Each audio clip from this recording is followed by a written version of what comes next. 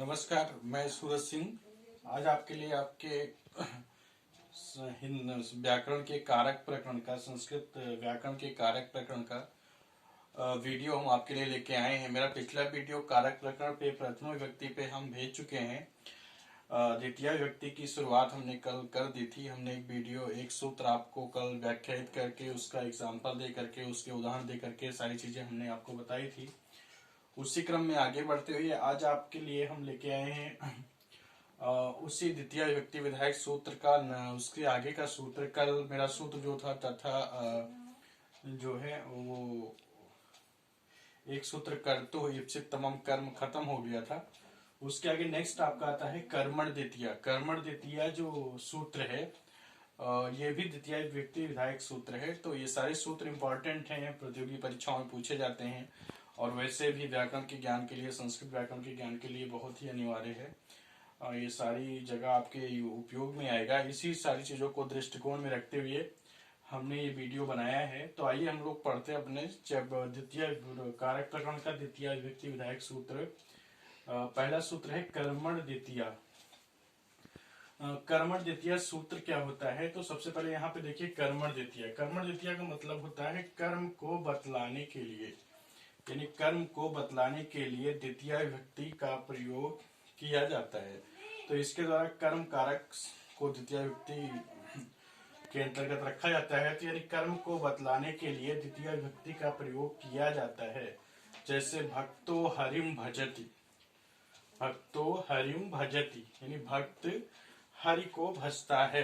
तो यहाँ पे हरिम पद यहाँ पे लगा हुआ है, तो यहाँ पे द्वितीय विभक्ति का प्रयोग किया गया है। किसको भजता है? हरि को भजता है, यानी कर्म कारक है। कर्म मतलब द्वितीय विभक्ति है। फिर नेक्स्ट है ब्रह्मचारी वेदम अधीते।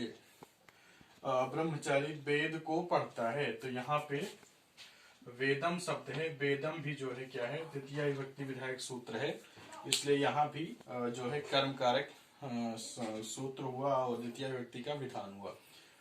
तो इसी क्रम में यानी कहने का अभिप्राय कर्म को बतलाने के लिए जहां भी कर्म को बताया जाएगा वहां पे द्वितीय विभक्ति का प्रयोग किया जाएगा। तो इसके अंतर्गत कर्तु ईप्सित तमम कर्म कल हम बता चुके हैं कि कर्ता अपने क्रिया व्यापार के द्वारा जिसको सबसे अधिक चाहता है उसकी कर्म संज्ञा होती है। तो उसी क्रम में आगे बढ़ते हुए नेक्स्ट आपका सूत्र है, आज आपका सूत्र है तथा अयुक्तम च अनीप्सितम। तथा अयुक्तम यहाँ पे लिखा हुआ है, तथा अयुक्तम च अनीप्सितम सूत्र है। तो इस सूत्र का अभिप्राय क्या है कि कुछ पदार्थ ऐसे होते हैं, यानी कुछ पदार्थ ऐसे होते हैं जो कि कर्ता द्वारा अनीप्सित मतलब ना चाहते हुए भी ईप्सित की ही तरह, यानी जिसको चाह रहे हैं के समान क्रिया से सटे रहते हैं। तो कर्तु ईप्सित तमम सूत्र क्या कह रहा था कि जिसको कर्ता सबसे अधिक चाहता है, यानी जो कर्ता को अभीष्ट है, ईप्सित है, उसकी कर्म संज्ञा होगी। लेकिन तथा अयुक्तम च अनीप्सितम कह रहा है कि कुछ पदार्थ ऐसे होते हैं जो कि कर्ता द्वारा अनीप्सित होते हैं, यानी अभीष्ट नहीं होते हैं, लेकिन फिर भी वे ईप्सित की ही तरह क्रिया से सटे रहते हैं। लेकिन इसके बाद भी वो ईप्सित की तरह चाही गई क्रिया की तरह ही क्रिया से सटे रहते हैं। तो ऐसे क्रिया की भी कर्म संज्ञा होती है। तथा अयुक्तम च अनीप्सितम मतलब कुछ पदार्थ ऐसे होते हैं जो कि कर्ता द्वारा अनीप्सित होते हुए भी ईप्सित की ही तरह क्रिया से सटे रहते हैं, उनकी भी कर्म संज्ञा होती है। जैसे उदाहरण के लिए हमने यहाँ पे लिखा ओदनम भुंजानो विषम भुक्ते। तो इस वाक्य में देखिए ओदनम में द्वितीय विभक्ति लगी है, विष में लगी है।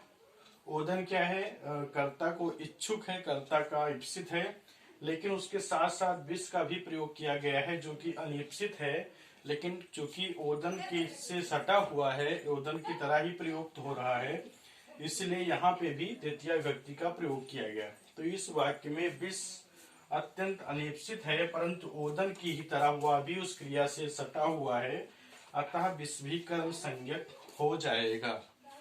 फिर दूसरा आपका एक उदाहरण यहाँ पे दिया है।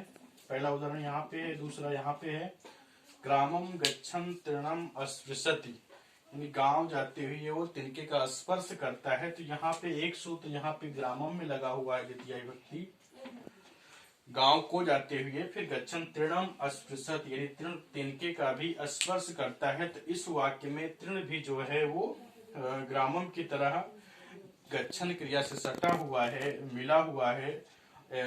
फिर इसलिए उसकी भी कर्म संज्ञा होगी।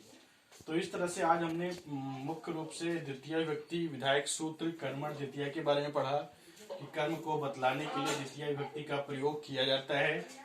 जैसे भक्तो हरिम भजति, भक्त हरि को भजता है, यहाँ पे द्वितीय विभक्ति हरिम में लगा। फिर ब्रह्मचारी वेदम अधीते, ब्रह्मचारी वेद को पढ़ता है, तो यहाँ पे वेदम में कर्म कारक है, द्वितीय विभक्ति लगा, इसलिए यहाँ पे द्वितीय विभक्ति विधायक सूत्र हो गया। फिर कर्तो ही तमाम सूत्र में हमने बताया था पिछले वीडियो में कि कर्ता जिस पदार्थ को सबसे अधिक चाहता है, कर्ता को जो पदार्थ सबसे अधिक ईप्सित होता है, उसकी कर्म संज्ञा होती है। उदाहरण हमने बताया था पैसरा ओदनम भुगते, ठीक है, चावल से भात खाता है। तो इस तरह से फिर जो है वो हो गया था। फिर उसी आगे नेक्स्ट आपका सूत्र है तथा अयुक्तम चा अनिप्सितम। ये सूत्र कह रहा है कि कुछ पदार्थ ऐसे होते हैं जो कि कर्ता द्वारा अनिप्सित होते हुए भी ईप्सित की ही तरह क्रिया से सटे रहते हैं, उनकी भी कर्म संज्ञा होती है।